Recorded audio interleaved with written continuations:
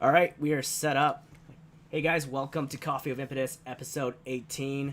Um, we're here to talk shop today with the Canadian Plumber. If you guys know him, you'll find him on Instagram as the underscore Canadian underscore Plumber, also known as Matthew Richardson.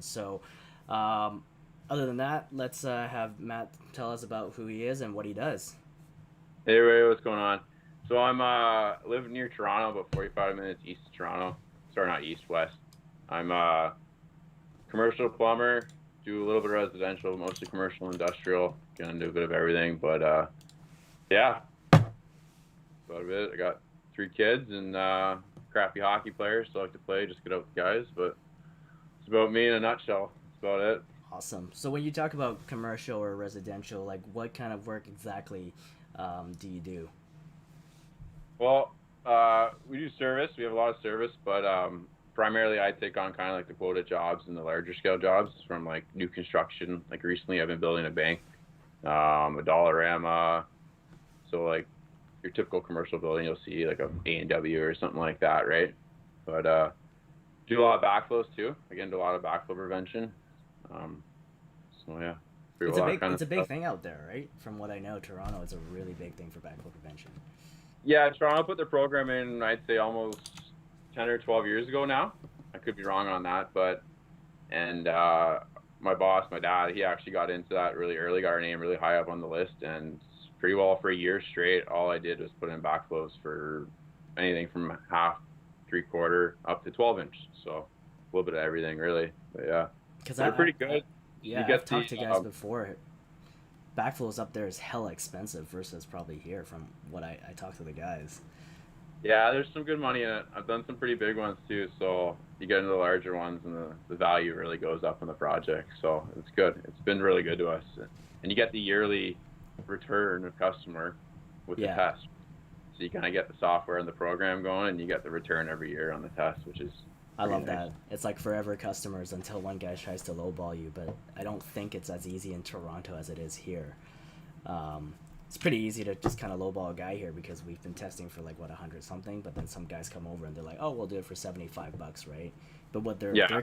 what they're cashing in on is the fact that hey, they're gonna make this one fail or that one fail, or this year they're not gonna make this one fail, and they kind of recycle each one. And then once they make it fail, the repair costs just as much as if we were to test it and repair at the same time. So that's how they really get people there. Yeah, that's just it, eh? But at the end of the day, you do that, you're dishonest and you're going to get busted too, right? And that's just not worth it.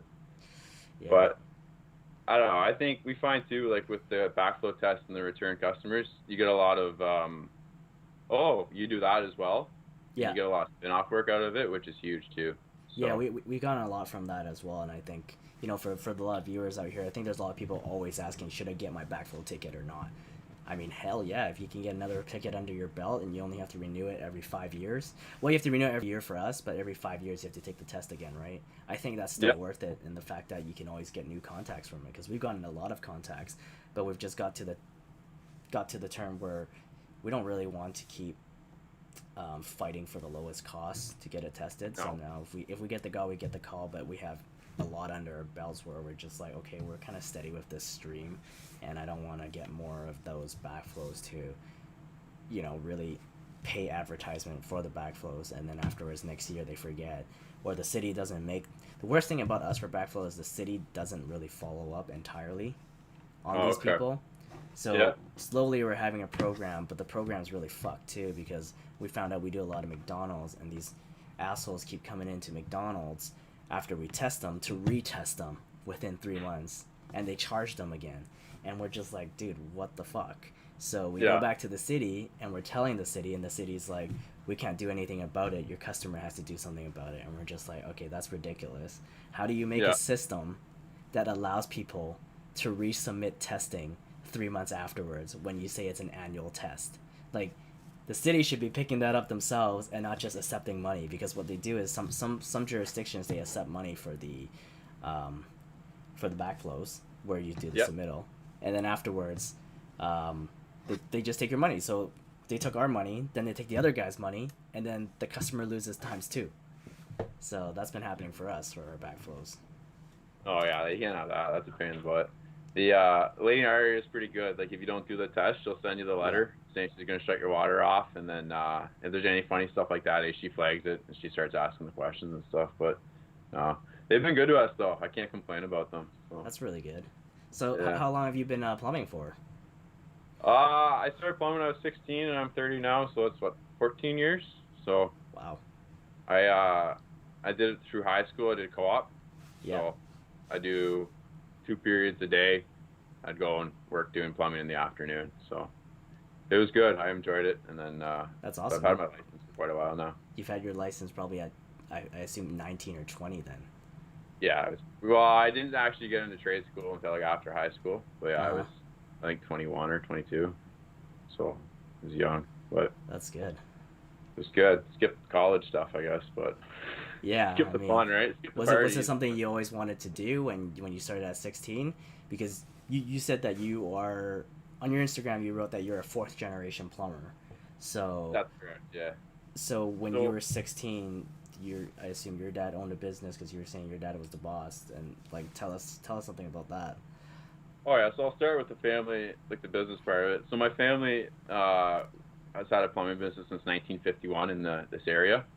So my great grandfather learned the plumbing trade working on Corvette ships in Yeah. the Navy.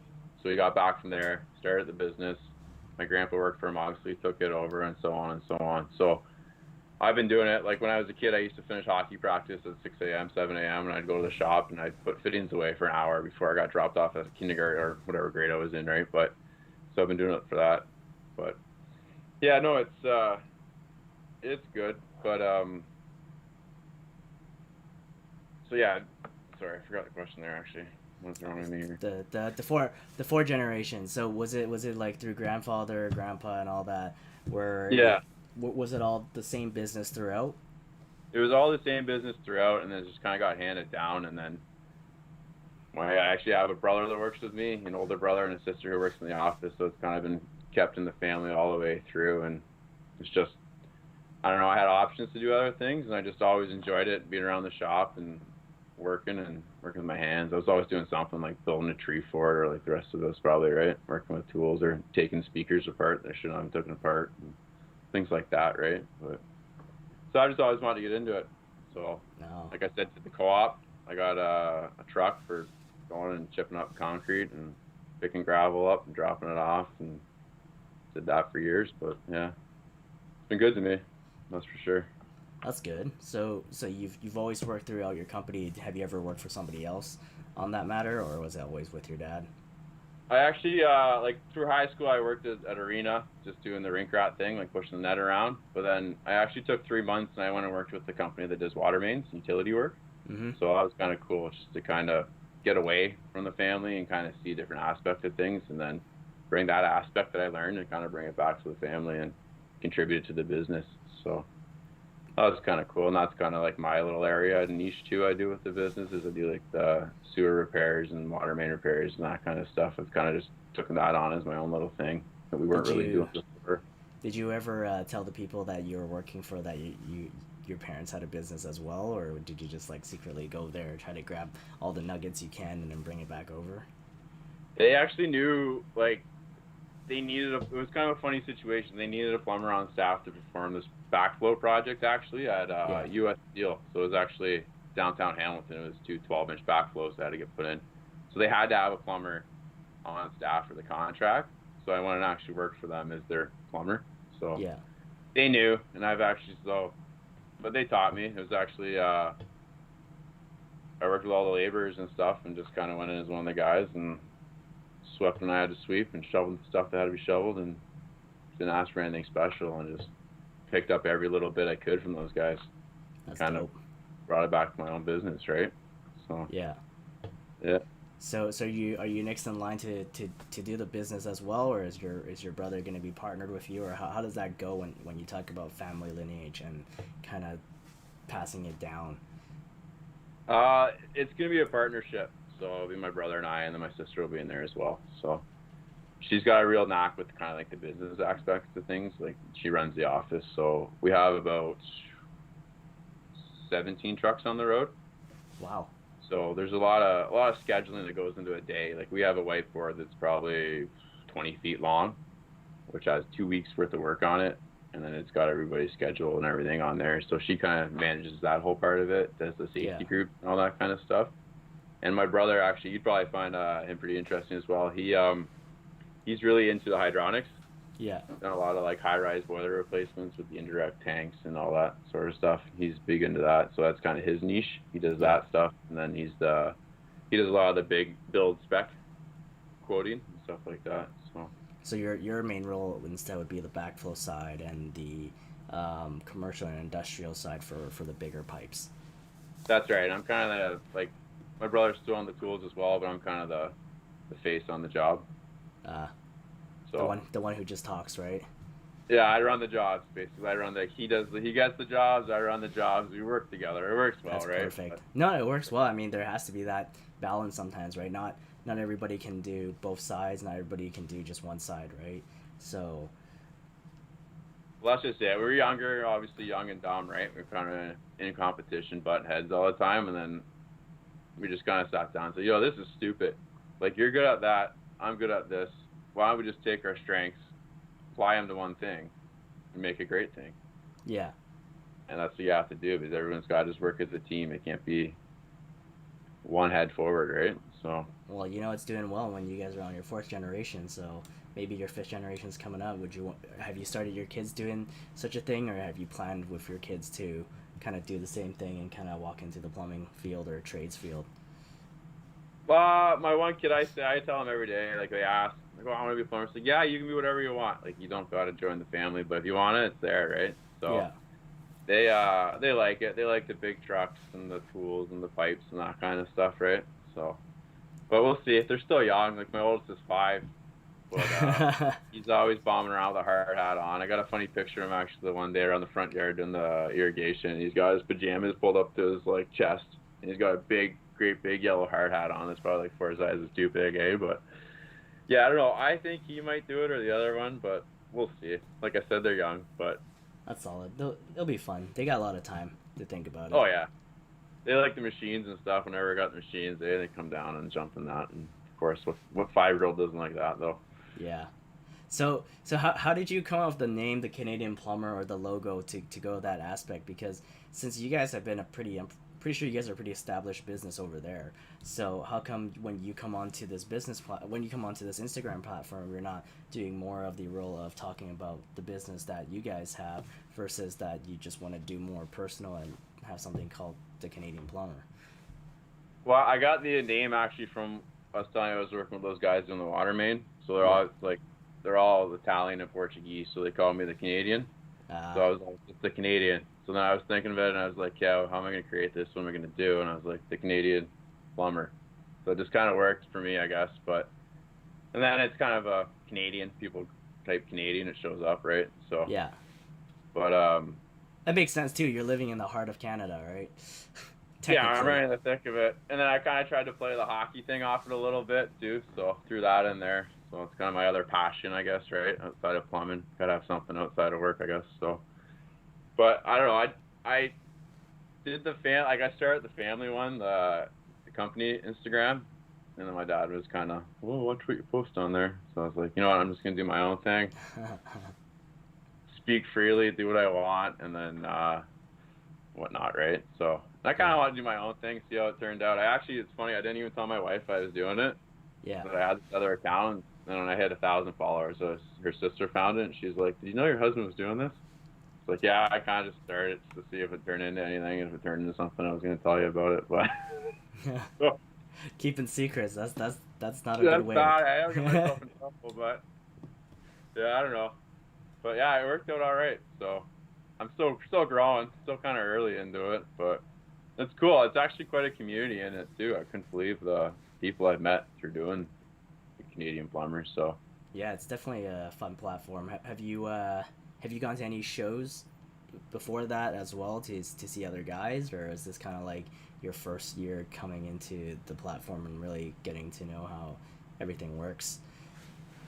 this is my first year into the platform at all. Like I didn't realize there was such a platform for it. To be honest with you, And then I actually went down to New Hampshire to see the Viega training facility. Oh Did yeah. something there, and I was kind of like, oh, that's pretty cool. All this stuff's out there, and kind of saw seeing the Viega post roll in as I started following them, and then I was like, wow, there's a lot out there. There's a lot to get into. So I just created it. And then the littlest plumber, actually, I saw hers pop up, and that kind of was like, oh, who's this? And then it just kind of spiraled from there, and then here we are. She's around you, right? She's No, Newfoundland. she's Prince. Yeah, she's PEI, right? Newfoundland. Newfoundland. Yeah. Yeah. The Rock. Right. I always say it wrong, and apparently there's a right way to say it and a wrong way to say it. I usually say it the wrong way, but.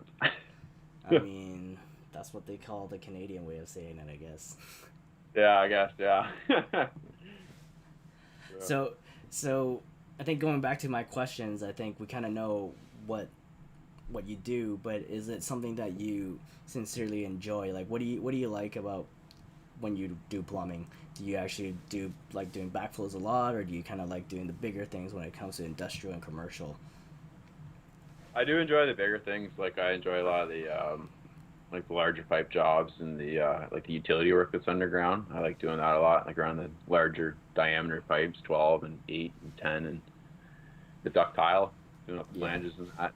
And I've also got I don't know, I really enjoy, I guess I should say, is the well-roundedness that I've gotten to experience over the years, from steam work to process piping, do a little bit of everything. Like I don't think there's a lot of guys that are like my size shop that aren't a union shop that are doing steam work anymore.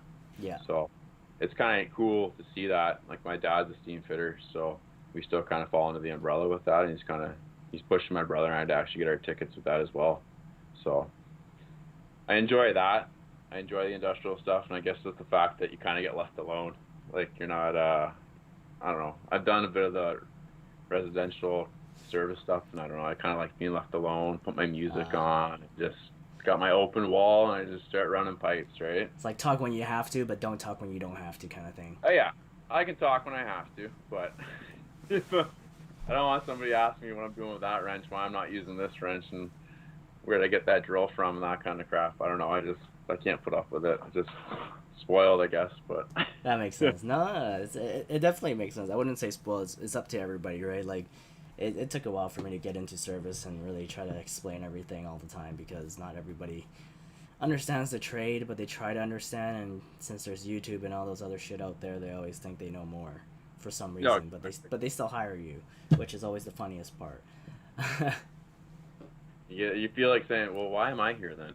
Yeah, it's just like, why don't you do it right? yourself? And then this asshole comes and says, oh, well, I could have done it myself. It's just I'm a bit old and I can't move. And you're just like, well, why don't you find somebody else that can move for you then? Because it seems like this is not the right job for me.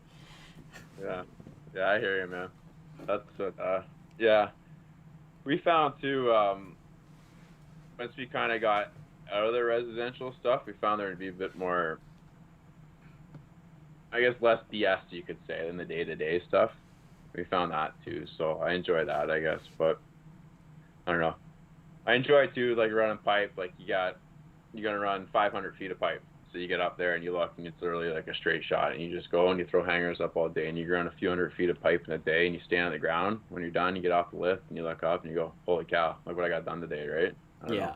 No, I definitely feel you. There's two different feels on that one. One about building something and seeing how much you've built, and the other one about, hey, I kind of saved the day and really helped this homeowner out and put in a nice system, or I fixed their leak, kind of thing. There's two different feels to that. And Exactly. yeah, and I think people always try to compare each one and saying that one's better than the other, but it's just two different feelings and how you kind of like the trade for doing what you want to do, not what people think is the best or not. Oh, exactly. It's whatever really floats your boat at the end of the day. Whatever makes you enjoy the day the best, that's what you gotta do. You gotta do what makes you happy, right? So. Hell yeah.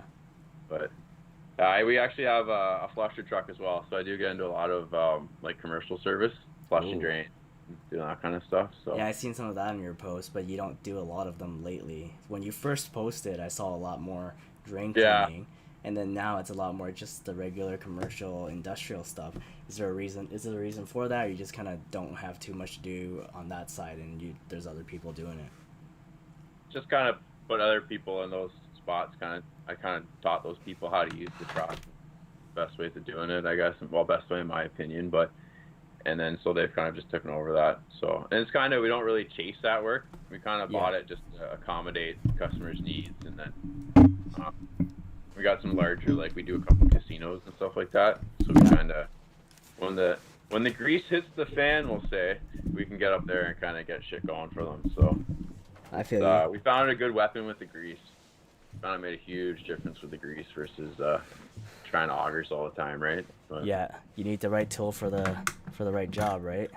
yeah, and then we found we're subbing it out. So instead of subbing it out, let's just make the investment, and then it's paid for itself. So it's a good tool to have. You can get it.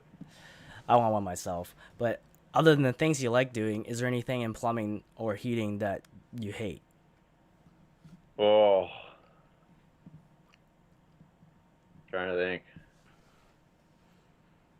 No one likes getting poopy at the end of the day. I've got some pretty bad poopy stories from over the years, but I don't want to say I hate it. It just kind of goes with the job. But I don't really like the residential work, and I know it's not really, but it's just not for me. I found I don't know, Yeah. but I don't want to say I hate it, but I just hate the some of the customers you come across in residential. I find It makes some of sense. It's like everything you're right, but I think it's the same for commercial as well. But it's just more, how should I say it? It's more like the industry standard when you kind of do commercial, it's industrial. professional.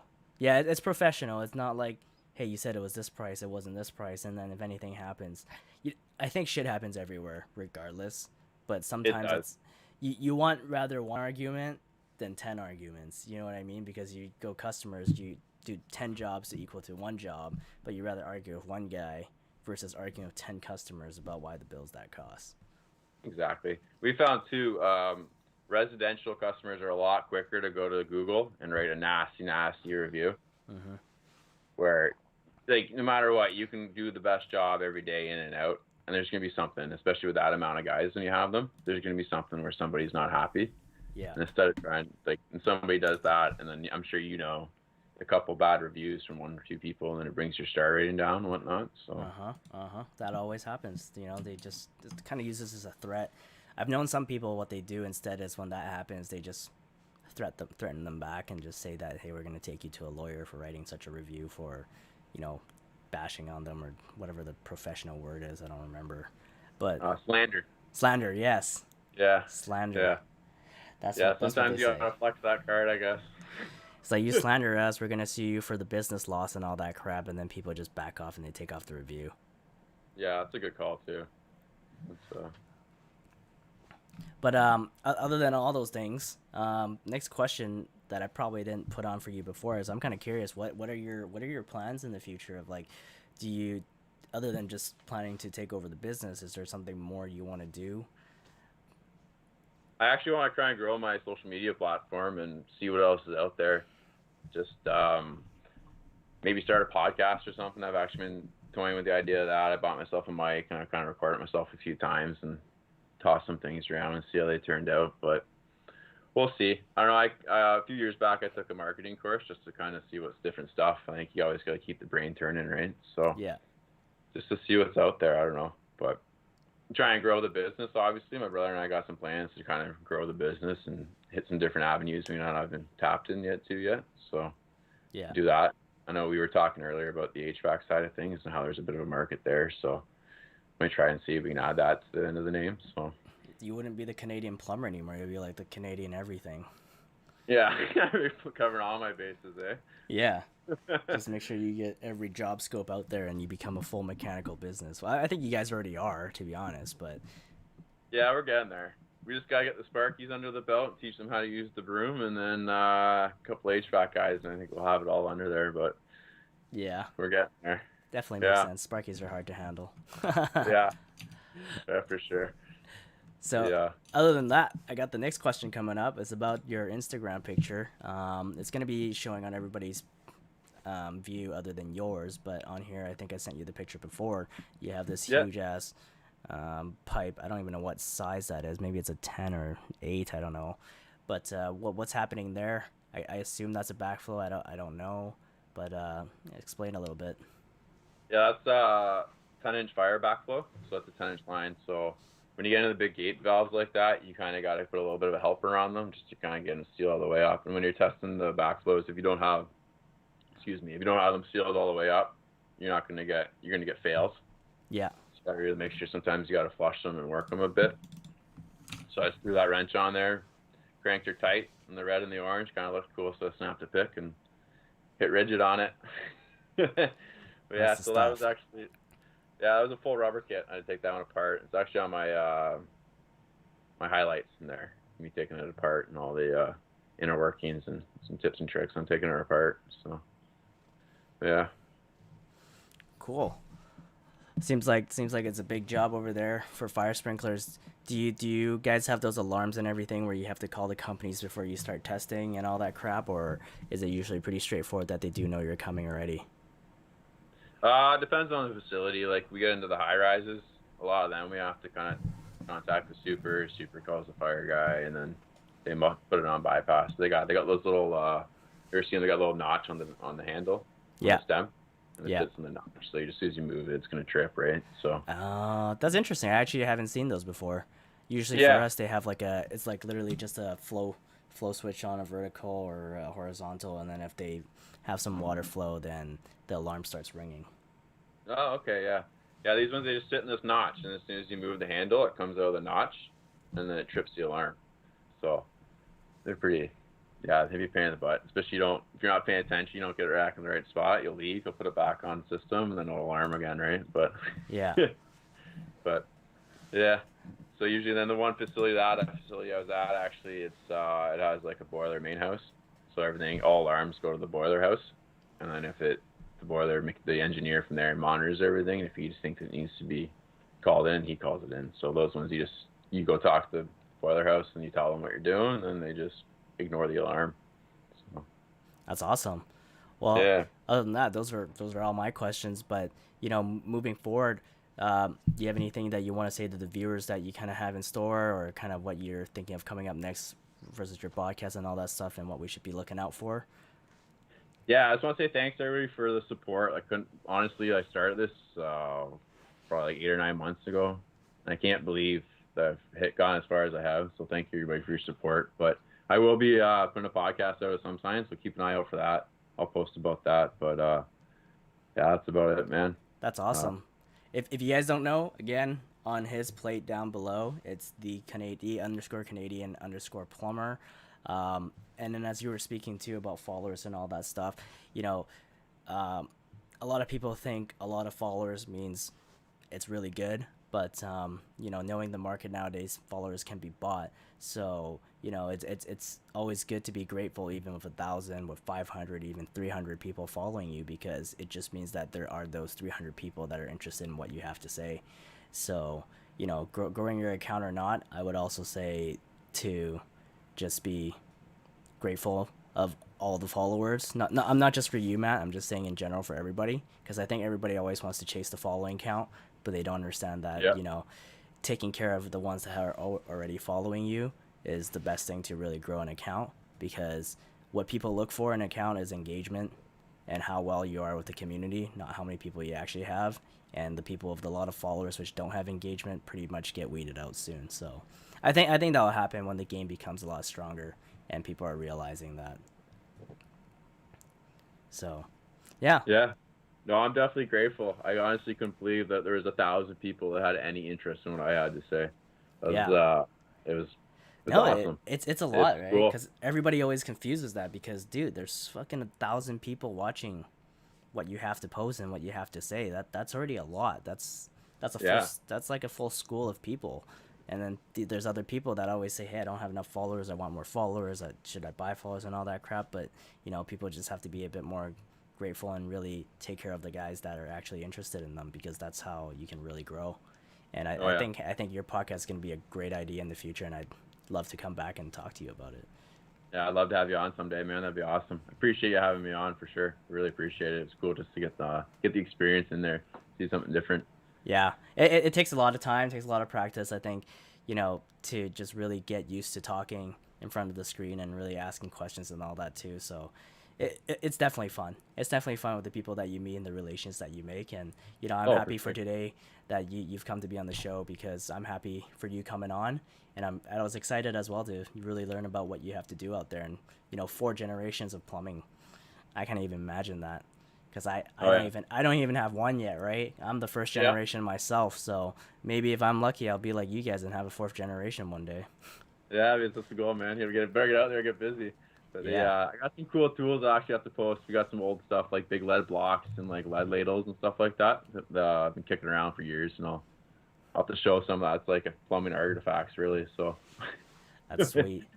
But yeah. yeah, thanks for coming on the show. If you want to look at the show again later, it's gonna be on YouTube. It's gonna be on maybe Twitch. I don't think Twitch works yet, but whatever. So YouTube will be on the live show, and then afterwards I'll edit that, and then you can find that show again, and we'll reshare it with other people who can't make it today, because definitely sometimes live is hard to make, especially on Twitch or YouTube. But thanks for your time, Matt. Really appreciate it, and I hope to see you again soon. And I'll chat with you when I see you on Instagram. Sounds good, man. Thanks for having me on, eh? Really appreciate it. Yeah, you have a good night. You See too. you Take care, later. buddy. See you Bye. later. And that's it with the show today. We don't have much, and it was awesome having Matthew on the show. It is episode 18. I think next week we have another guy coming up. I know it's always short notice because I haven't been making the posters on time lately, but I'll try to do my due diligence and have better timing on it so that we can have people view it on time, because I'm pretty sure a lot of people haven't been planning for Matthew. Sorry about that, Matt. But we will be sharing these videos online slowly on Instagram, and hopefully you guys can watch it on IGTV. So thank you guys for the support, and see you guys next time on Coffee